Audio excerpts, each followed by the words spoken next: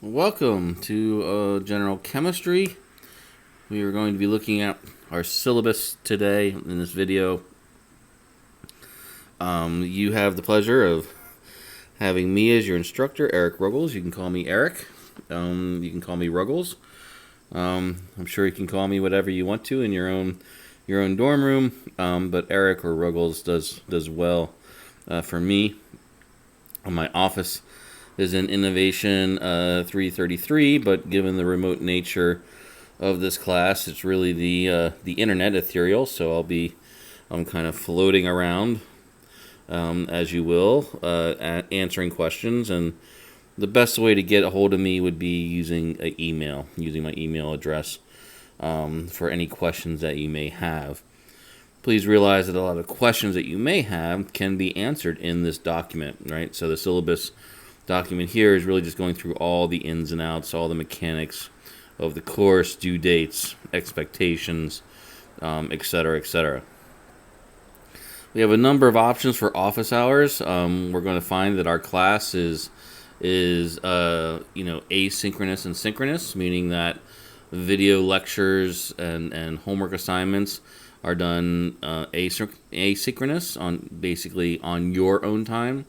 And then our class time is spent just really with question and answer periods. So really we have, every Tuesday and Thursday to just try to, get any of these questions answered, whether they be concept-based in the lecture or whether they maybe are more specific with actual homework problems. If we find we have more personal things to talk about, we can make things by appointment, and that's just something that we would have to set up by email, as far as scheduling, what works best for you as well as me. We have a number of group office hours. All of the professors of Chem31 are offering their services to you, so just because you're in my class, you don't have to be solely relegated to my office hours. You can go to Professor Holtsche's office hours or Professor Goldberg's office hours. It's really just open time. We find that our Chemistry 31 is very much in sync. All the classes are assigning the same homework. All the classes are having the same quizzes, the same exams. So you have the option of utilizing all of us as your instructor to answer questions or to help you out. So feel free to do that. All of these are going to be on Teams as far as these office hours and where to connect. Our class as well will be on Teams. For the textbook, you have basically 4 options. We have the textbook, which is Chemistry, Structure, and Properties by Tro. This is the 2nd edition. Pearson is the publishing company. And we also need Mastering Chemistry. So we have 2 things that are required. Really, the textbook to help us out with our homework problems and our material. And then we need Mastering Chemistry as well, which also allows for extra practice and things of that nature. But we'll also find that we have quizzes and assignments there as well. So we need to have both of those purchased. There are, as I said, 4 options for the textbook. You can buy the full textbook, which is really the most expensive. It's roughly $300, along with mastering. This is the full hardbound textbook. The most bang for your buck would be option 2, which is the UVM bookstore package, which is a custom textbook. It's loose leaf, as well as the solution manual and Mastering Chemistry. So you get the most for your money in that option. The 3rd option, which is a fine option as well, is really just digital access.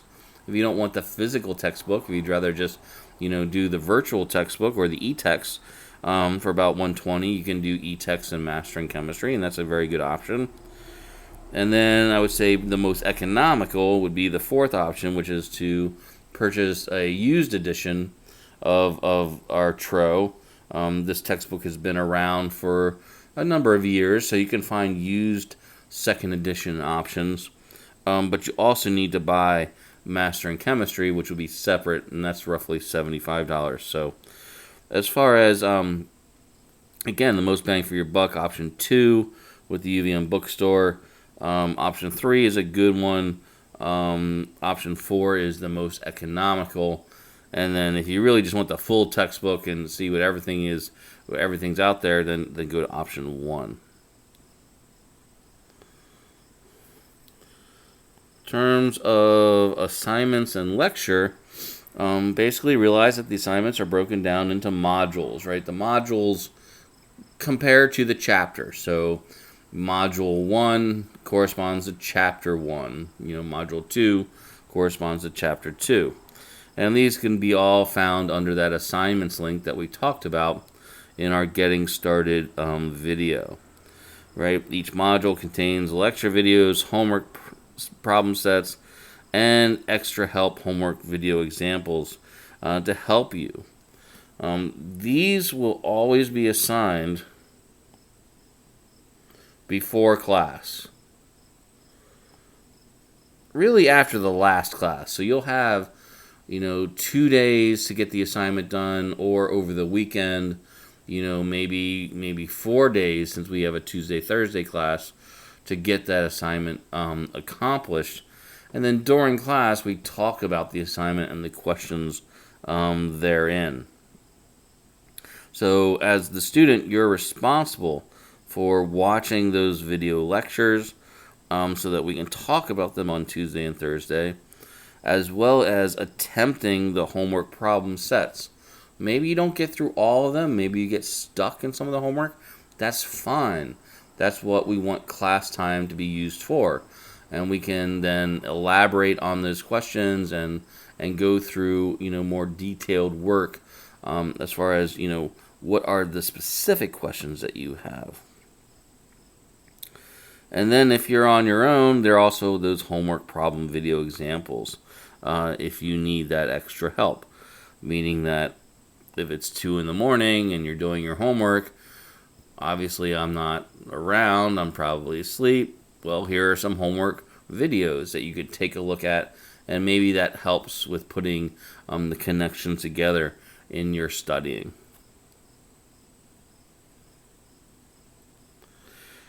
As far as our lecture is concerned, our lectures will be recorded. So please realize that we will be recording all of these on Teams, so you can go back to these videos of class time and look at old problems and revisit those old problems.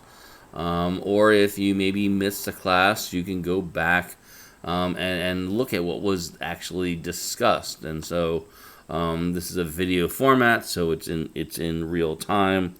Not only that, I would also be posting kind of the soundtrack to that. Well, I shouldn't say soundtrack. Maybe more, the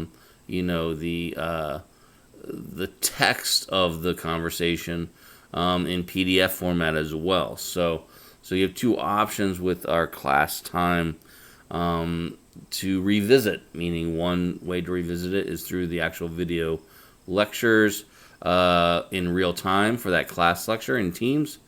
And then the other would be what I would post as a, document, a PDF document that just goes through the problems that we've actually discussed without any video or audio.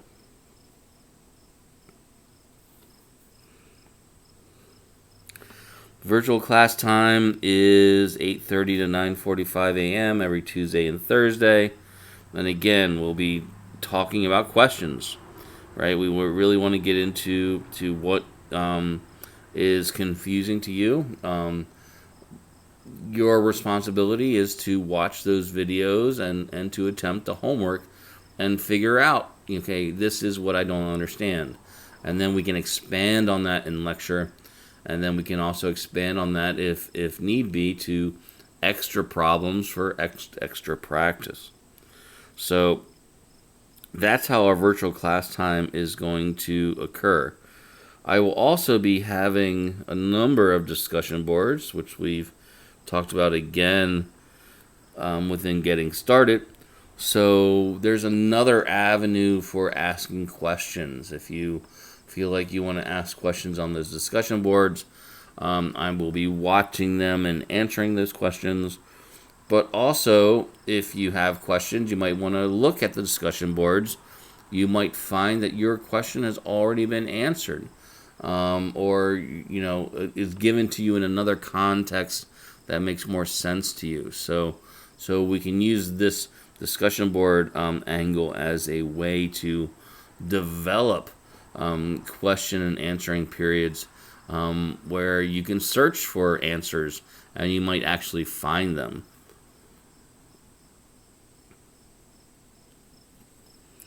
We've already talked about office hours. We have, our virtual class time. Also, if you need to meet in private, just let me know. That's no problem.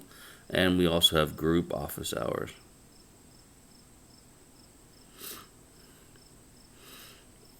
There's a number of extra practice regimes that we can get into. We have blank exams or old exams from 2019. We also have SI sessions that are posted within course materials. So realize that I'm trying to give you probably too much in terms of problems. Like, I want you not to run out of problems to work on. You want that extra practice. You always want to be getting better. And unfortunately, with general chemistry, practice makes perfect is a good mantra to actually have. So not only do we have our homework that's assigned within our modules and our assignments, but then we have old exams that might help when our exams come together to, have a proof of principle idea. Like, okay, here's an old exam. I do my best and get a really sense of where I'm at in terms of the course content. Also, I'll be keeping us abreast of SI sessions. These are student-led instructional sessions that we've done in the past. And unfortunately, with this remote learning, I don't think that these SI sessions are going to occur this semester. So I took some old ones from last year and put them together, and I will guide through announcements that type of information for those that are looking for that extra practice therein. As I keep saying, the meat and potatoes, the broccoli and seitan, right, is the homework problems. The more problems you can do on your own, the better off you're going to be in this class, or the more success you will find in this class. Now, realize when I say on your own, I don't mean it in the sense that you have to do this on your own. There's so many help options with myself, the other professors. We will also have TAs, review sessions, etc.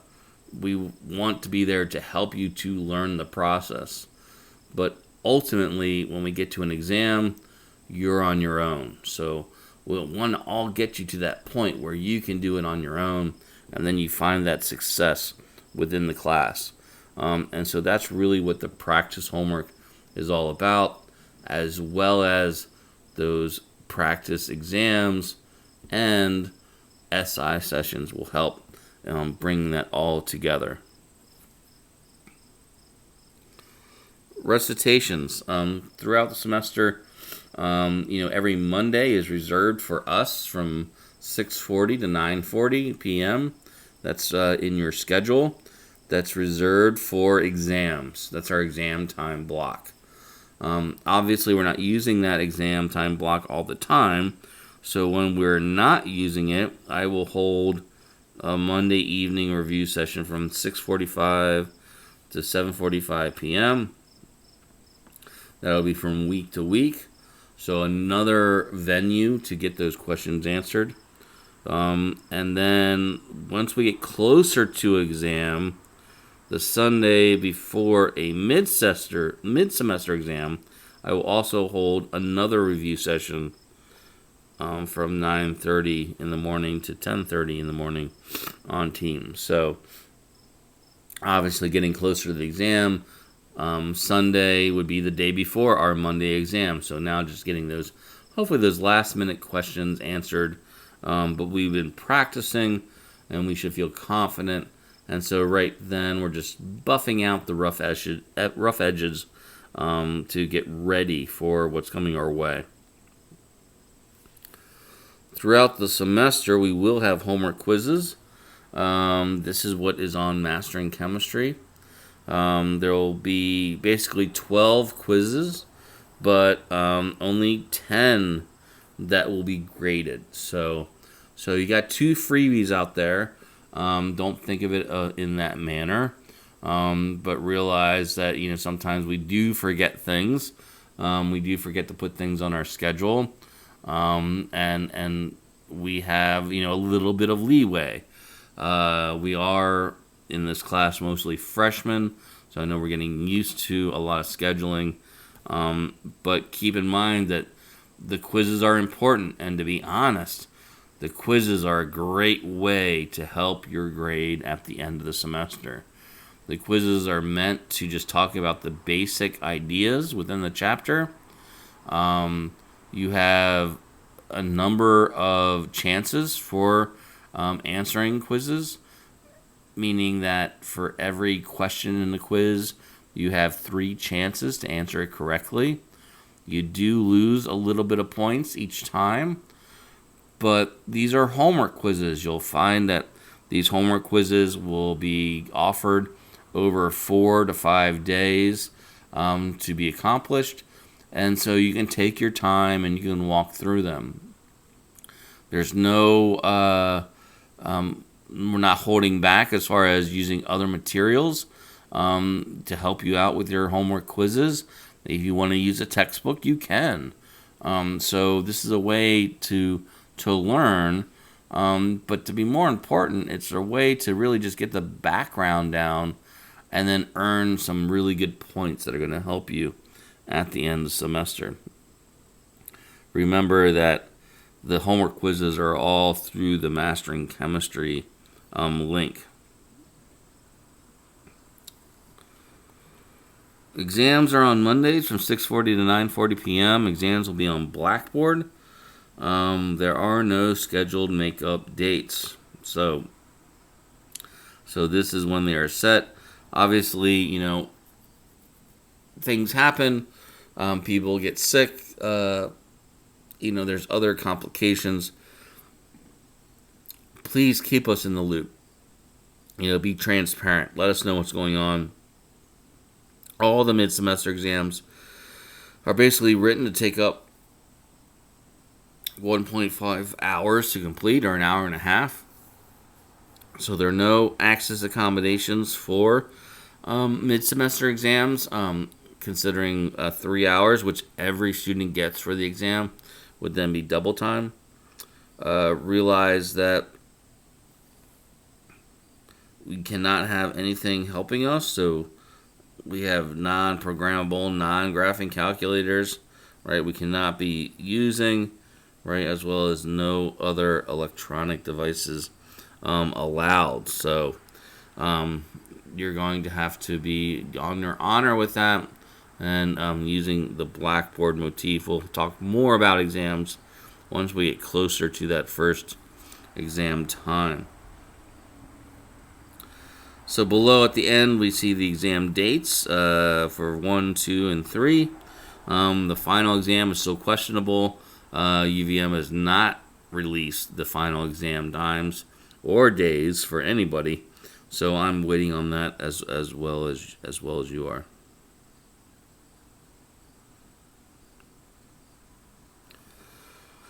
So we get to the laboratory. For the laboratory, you need a couple things. You need to have basically a lab notebook. It's a carbonless copy notebook. Realize that the lab manuals are all going to be posted on Blackboard. You're going to have 2 different course sites on Blackboard. You're going to have the Chem31 lecture portion of it, but then there's going to be a different Blackboard site, which would be the lab portion. So keep those distinct from one another. The lab Blackboard website is where you would find the lab manuals, all the experiments, syllabus for the lab, etc.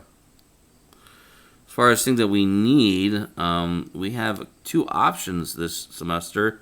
We have a completely online lab, and then we have basically the in-person online lab, where it's kind of half and half to try to help with our social distancing. So if you're in the in-person lab, we definitely need to have safety eyewear. I mean, super important, right? Vision.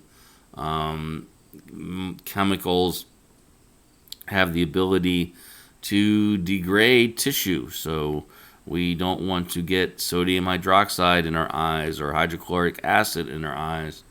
It's very obviously detrimental. And to be honest, we all think that we're good and I'm safe, and it's usually not you. It's usually somebody else, right? Usually somebody else that makes a mistake and somehow accidentally you get something on your skin or on your face. But your eyes, very important. We want to protect them. So make sure that you wear safety glasses with that E87 stamp, or safety goggles. If you wear glasses, I would recommend going with the safety goggles. If you wear contacts, I would recommend that you do not wear contacts to lab. Most contact users have a spare set of glasses, and I would recommend wearing those. Why do I say this? Well, a contact lens is simply a polymeric film, and if you get, for instance, sodium hydroxide on that polymeric film, you will find that the contact lens will fuse to your eyeball.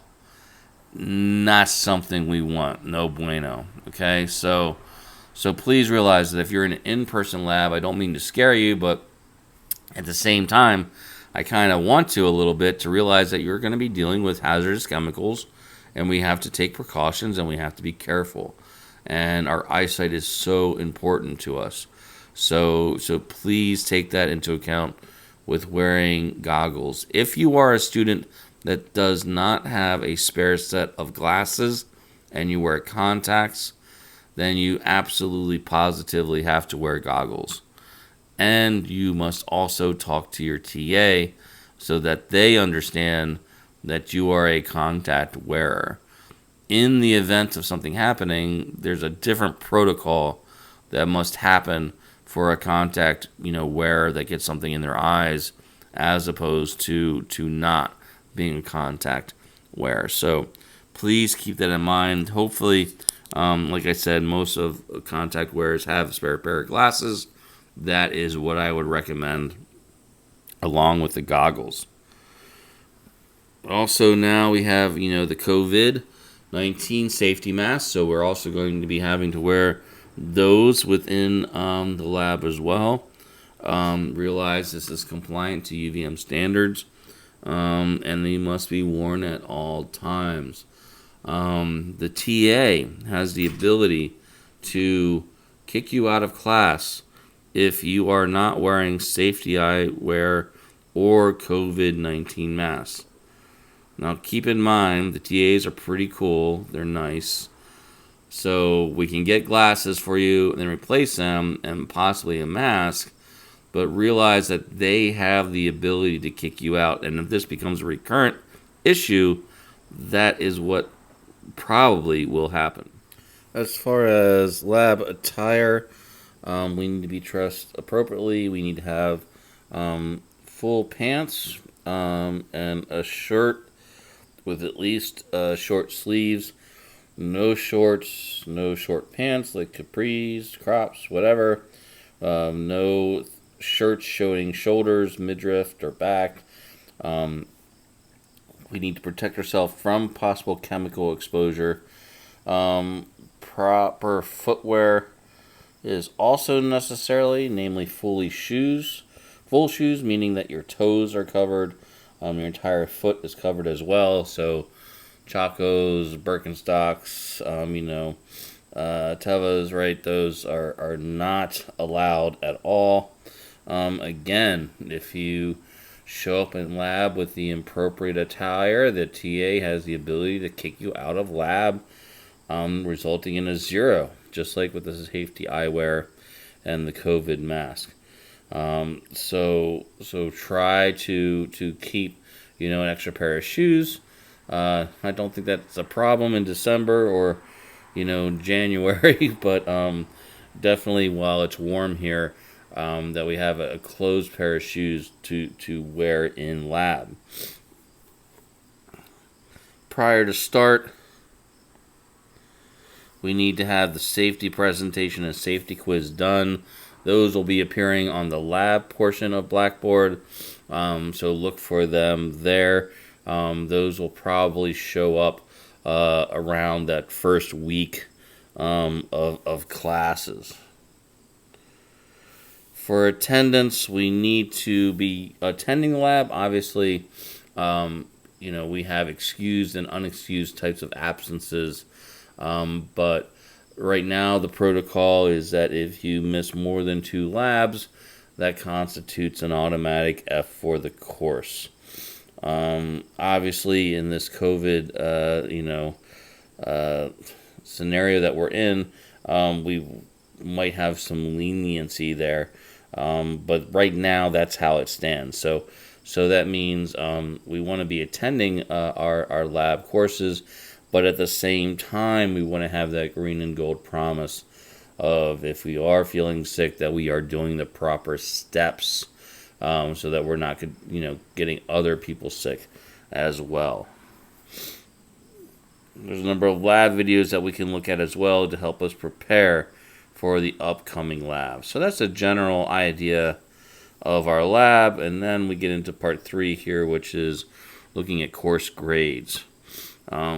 Basically, we have 1,000 points. Since this is a collective class, meaning that we have common exams, we have common quizzes, common homework throughout all the sections of Chem31. We wait till the very end as far as understanding the borders of grades. Obviously, you want to do the best that you can do. If everyone is in our A range, well, then everyone will get an A. Doesn't happen too often, but at the same time, the idea is just to do your best. You're not in competition with your other students. Your main objective is just to do as well as you possibly can. As far as our breakdown of points, we have 4 credits, so we have 1,000 points, and so 750 of that goes to the 3 credit portion, which is the lecture. So that's 75% of our grade is our lecture, and that's composed of 3 different components. Basically, mid-semester exams, which are, there are 3 of them, and there's 125 points a pop. We will have homework quizzes. Remember, 10 out of the 12, that would be 125 points again. And then our final exam, since it is cumulative, is worth 250 points. If we add all those up, that gives us our 750. But there is another scenario that we rather like to add to it. We obviously know that throughout the semester, we're not always playing our best game, and maybe one of the exams is a low exam as far as the score is concerned. If the lowest semester exam is lower than the final, it can be actually replaced, right? So the idea is not to hurt you, but to say that, okay, if one of our mid-semester exams was low, but yet we did better on the final, well, then our final exam grade is now actually going to count twice. So, for example, we have 2 students here, example 1 and example 2. And if we start at our scores here, The student does great in the beginning, 85%. Then exam 2, I don't know, found a girlfriend or boyfriend, and now we dropped to 45%. But we bounced back in exam 3 with 78%, and then the final being 75%. So since this final exam grade was lower than that, since the final exam grade was higher than that lowest mid-semester grade, that's why we see, in terms of the counted scores, a replacement. Notice now that the final is counting twice. It's counting for exam 2 and also the final. And then we have the homework score, which is whatever, right? That's whatever we get. Tends to be high. Again, homework score is a great way to help our grade out at the end of the semester. And then we go to student 2. We really find that they're pretty consistent with 70%, 78, 76, and then a 68 for final. So if we notice, the 68 for the final is actually the lowest grade. So it doesn't do anything. It just stays. It just stays the way it is. So I only put this into motion to try to help the student. If they're sick for an exam, or they're just not up to speed, or who knows, that you have, you're not shot in the foot, right? That you have that final exam waiting, and if you work hard and you practice, then we can utilize that to replace a lower exam score. So for the count, they were all the same, and then again you have that homework idea as well.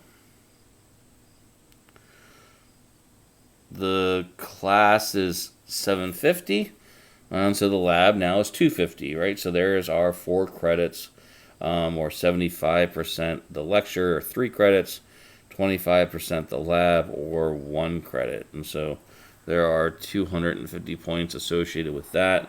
And those are broken down into pre-labs, quizzes, lab reports, as well as the safety quiz.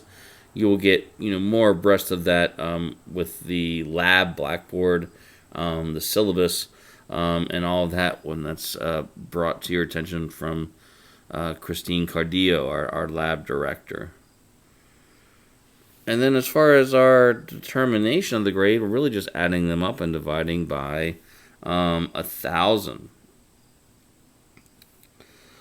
So we just take our class score, we add up our lab. Lab tends to be around an 80%. Again, another area to do really well in, to really help our grade, is that lab portion of the course. Exams are difficult, so finding these little niches that really boost our grade is helpful. And the homework quizzes and the lab grades are 2 areas to really help in that process. And then we have our score. The first student example got a 79%, while the second got a 73.75%. Just to clue you in, I'd say the 79%, is really kind of this, C, plus area, while the 73.7 is down by the, I apologize for that, 79% or B minus region, and then the 73.75 were kind of down that C plus C range, roughly. Don't quote me on that, but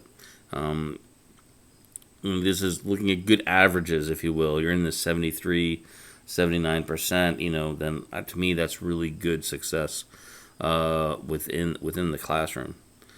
Academic integrity. Obviously, don't cheat. That's the basis. We do have a lot of venues to track this. I hate being the bad guy, but at the same point, we want academic integrity. Do your best, right? And realize that the result is on you. You can reach out for more help. We can help you out and get you to that better score. But it's all about your participation and getting there. So realize that cheating is not something that we like to get into at UVM. That takes us down to now the tentative lecture schedule. So here in part 4 of the syllabus, we have basically, the scheduled dates on the far left for week to week. In the middle, we have the chapters or modules that we'll be going through. And then on the far right is all the homework that will actually be assigned throughout the class. So here I'm offering, everything that I will be, assigning throughout the semester. Realize that in announcements, I will definitely cut and paste the problems that are relevant to the actual, lectures or video lectures that we're talking about. So the idea here is that I'm presenting everything. If you are a student that wants to work ahead, you're more than willing to work ahead for each one of these chapters and modules.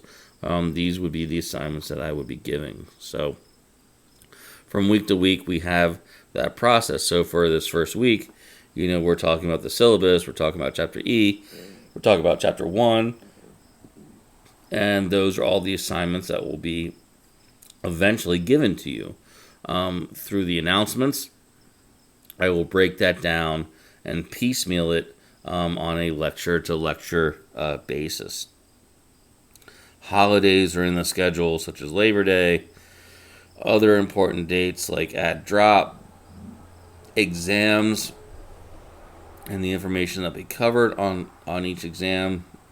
Realize that that's very tentative to our lecture schedule and where we're at in lecture. And so this goes through the entire semester up to exam 2. There we have the last day to withdraw from the courses, the 29th. Notice that I offer 2 exams before the withdrawal date. So realize that, if we have 2 very low scoring exams, such as we get a 20% on exam 1 and a 20% on exam 2, that would be a good sign of, okay, I don't think things are going too well, and I should withdraw from the course.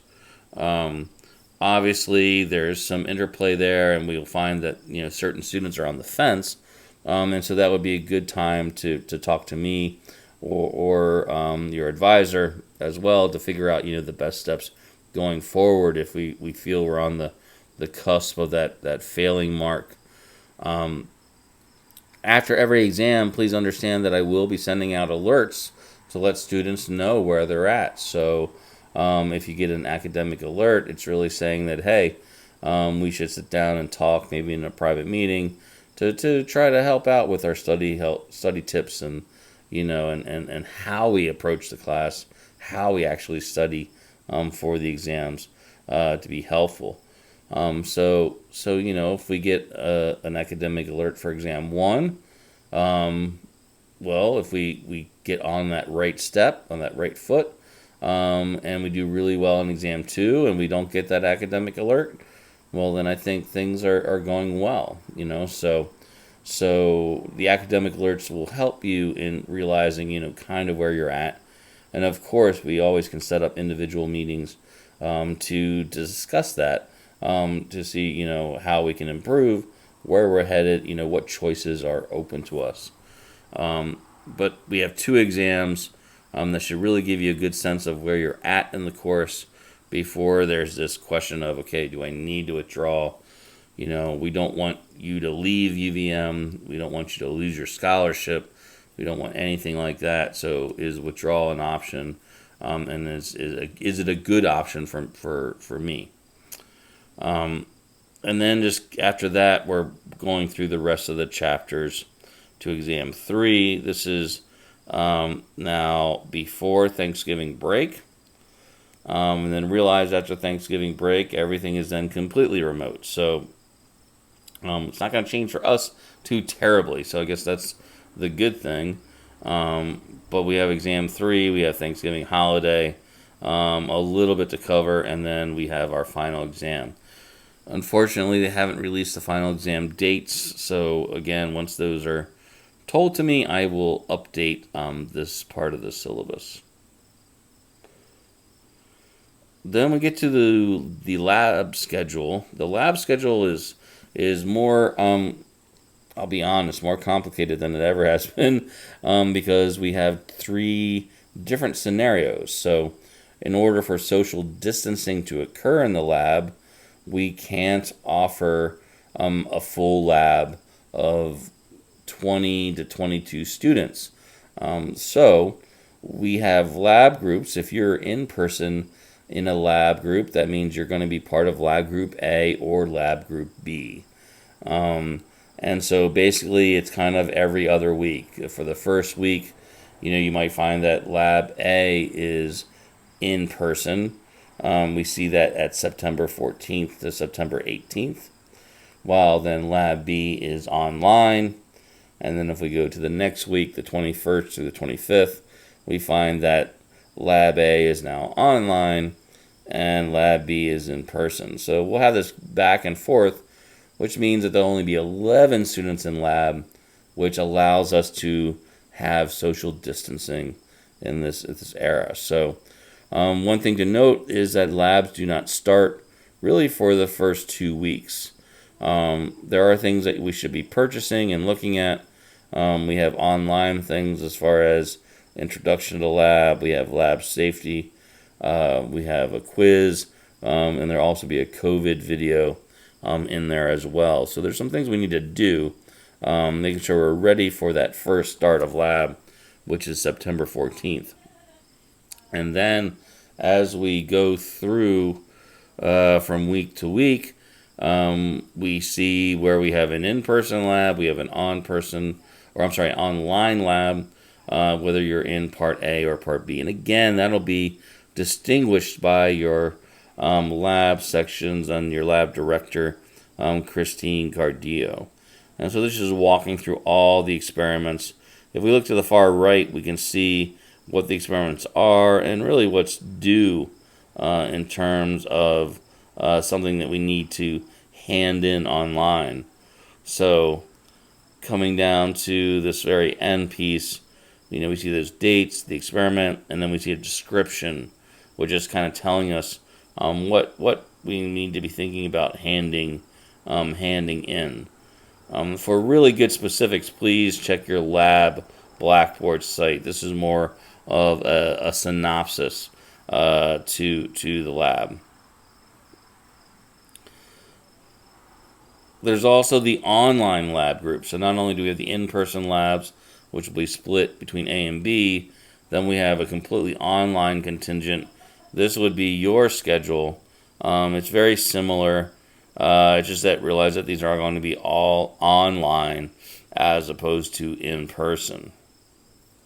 And so you can find that schedule there for the completely online lab portion. Lastly is access accommodations. Access accommodations, if you have them, please let me know. I know I get notification from Access, but we need to set up a meeting or set up a time to talk. That can be virtual on Teams.